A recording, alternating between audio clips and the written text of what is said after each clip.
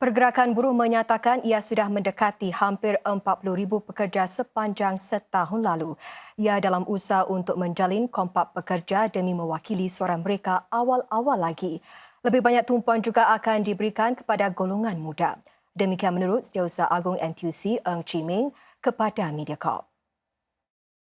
Whether you are PME, freelancer, whether you are a caregiver, I even gone to the prisons to meet with some of the inmates and now also looking at how to move some of these sisters and brothers back into a productive workforce.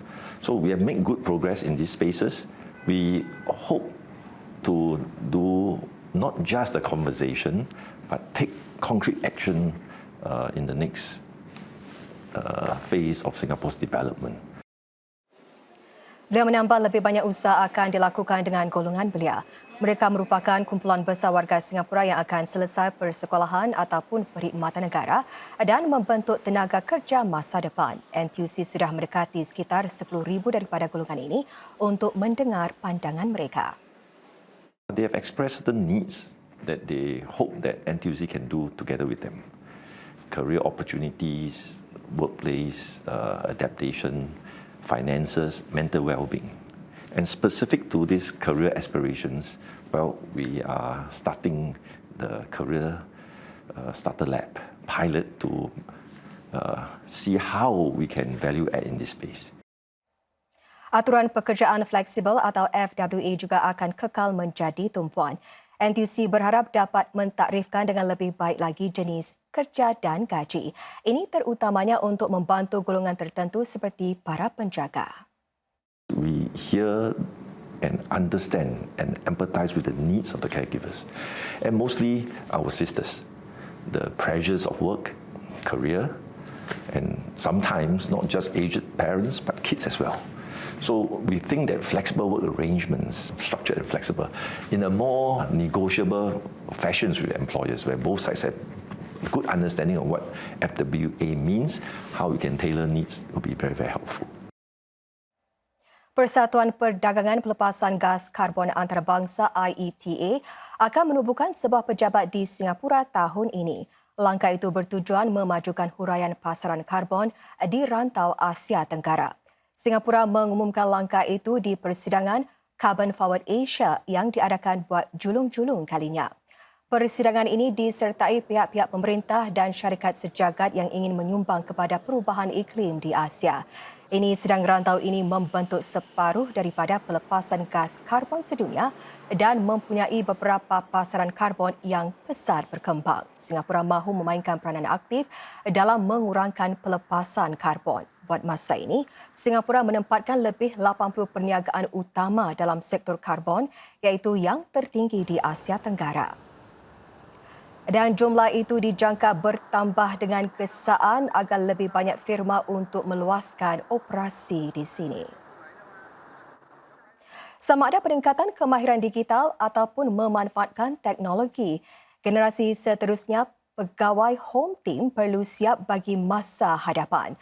Peralatan-peralatan yang akan digunakan untuk meningkatkan latihan dan pembelajaran didedahkan di seminar Pelan Kerja Tahunan Akademi Home Team. Peralatan ini misalnya akan digunakan untuk memantau dengan teliti tahap kecergasan para pelatih serta keselamatan mereka. Ia boleh memantau kadar denyutan jantung dan suhu badan mereka.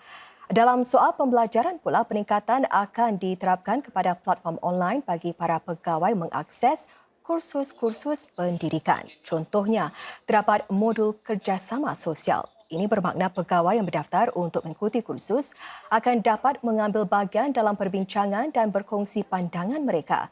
Bagi mereka yang memerlukan bantuan untuk memahami konsep yang rumit, mereka boleh memanfaatkan realiti tambahan AR. Hanya dengan mengimbas meme seperti ini, panduan latihan yang berkaitan akan muncul di skrin.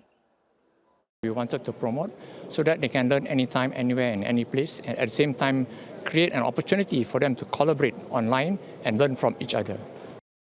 This will be a constant learning journey, and part of it must include digital upskilling so that our officers can optimize the benefits that technology brings to our work and our operations. Presiden Halimah Yacob berkata menjaga warga emas kita memerlukan pendekatan seluruh masyarakat dan ia merupakan asas penting untuk membina masyarakat yang lebih inklusif.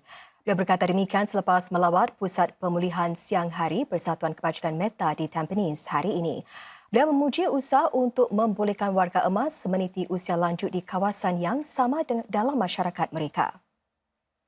Presiden Halimah melihat-lihat kemudahan di sini dan bergaul dengan warga emas serta memberi stoking perubatan yang boleh membantu mereka memperbaiki peredaran darah dan mengurangkan sakit kaki. Meta disokong oleh cabaran Presiden iaitu kempen derma tahunan yang mana Presiden Halimah Yacob merupakan penaungnya.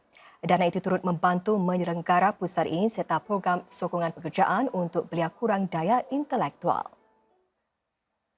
Menteri Pengangkutan S. Iswaran berkata golongan perniagaan-perniagaan yang dinaungi Dewan Perniagaan Amerika AmCham bakal mainkan peranan kritikal untuk membangkitkan semula perdagangan global. Ini di tengah-tengah sekitaran ekonomi yang lembab dan berubah-ubah. Your market proximity and understanding of trends must complement the policy sensitivities of government. And we have to bring these together and bring them to bear in terms of trade, architecture and economic connectivity initiatives in the years ahead. Berucap merasmikan persidangan ekonomi bagi memperkukuh daya tahan serantau, Encik Iswaran turut menggesa para peniaga yang hadir untuk lantang menuntut perdagangan yang bebas serta keterhubungan ekonomi. Persidangan tersebut dianjurkan bersama oleh AmCham, Cawangan Singapura dan Pusat Nasional bagi APEC. Ia sempena Amerika Syarikat menjadi tuan rumah sidang APEC tahun ini. Kini beralih ke berita sukan. Buat pertama kalinya para pemain badminton kebangsaan boleh menerima sehingga $100,000 selepas bersara dalam usaha membantu mereka dari aspek keuangan. Ini menerusi satu program baru hasil komitmen $500,000 daripada syarikat huraian IT JK Technology. Sebelum ini, sebilangan pemain badminton kebangsaan memutuskan untuk menggantung raket kerana bimbang akan soal kewangan selepas bersara. Dengan program baru ini, ia diharap dapat menyokong pemain negara seperti Yea Chia Min untuk meneruskan aspirasi dalam bidang sukan secara tetap. Jumlah wang pasca persaraan yang bakal diberi bergantung kepada ranking tertinggi mereka serta tempoh seseorang pemain mewakili negara. Dalam pada itu, Yayasan Keluarga Karim pula menaja $600,000 khusus bagi pembangunan para pemain. Pengumuman itu dibuat menjelang berlangsungnya Kejohanan Terbuka Singapura yang menurut pihak penganjur akan menampilkan barisan pemain terbaik dalam sejarah. Kejohanan bulan depan itu akan buat pertama kalinya menyaksikan 10 pemain teratas setiap kategori bertarung di Singapura. Tiket-tiket sedang laris dijual dan pihak penganjur akan membuka lebih banyak tempat duduk tidak lama lagi. 100% begitulah tahap keyakinan jurulatih Sukan Polo Air Singapura berhubung peluang anak buahnya untuk merampas kembali pingat emas di Sukan SEA Kemboja. Pada 2019, pasukan lelaki Singapura gagal meraih emas. Ia sebelum itu membawa pulang pingat emas 27 kali berturut-turut. Pada Sukan SEA 2022 di Hanoi, acara tersebut tidak dipertandingkan. Rekod tidak pernah kalah selama 52 tahun pasukan Singapura itu terlerai apabila ia tumpah secara mengejut di tangan pasukan Indonesia pada 2019. Ketua Jurulatih Polo Air Kebangsaan berkata pada 2019 para anggota pasukan negara adalah sangat muda. Ia kini berazam menebus kekalahan tersebut walaupun akur bahawa pasukan seperti Thailand dan Indonesia semakin kuat. We got many senior players came back and our average of age increased more than, I think, 5 years. That's why, of course, we have some experienced players, senior players, but also we have some young players. That's why I think our now national team is good balance. Selain Sukan SEA Kemboja, pasukan kebangsaan ini juga menetap matlamat ingin menduduki 5 tangga teratas dalam Sukan Asia pada September ini.